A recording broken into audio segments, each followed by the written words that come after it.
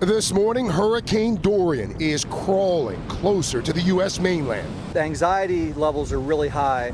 Local mayors telling us residents are taking this monster storm seriously. So our preparation has been, I think, top-notch. The people who were advised to get out in those evacuation zones, by and large, did they heed the warnings, or? All indications seem to be yes. Okay. However, our biggest concern at this point, since the storm is moving so slow, is that complacency will set in. In coastal communities all along the southeast, an exodus is underway. I'm worried about the flooding at this point. More than 1 million people on the move from Florida through Georgia and South Carolina, driven by mandatory evacuations. Savannah, Georgia's mayor urging residents to go while they still can.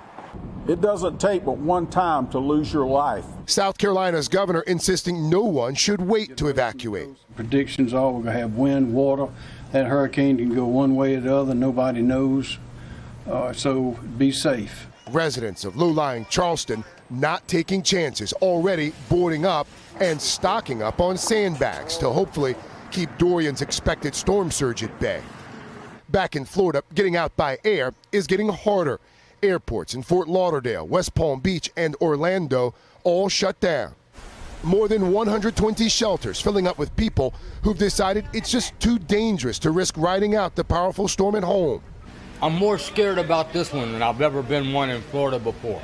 Dozens of medical facilities and nursing homes in the storm zone rushing patients to higher ground.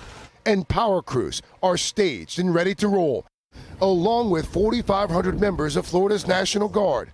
So this is a board that's going to give us live feed. And if the storm hits West Palm Beach, new state-of-the-art technology will pinpoint where help is needed. The pictures that they take and the information that they write down, we're going to get live time so we can start pushing resources to them quickly.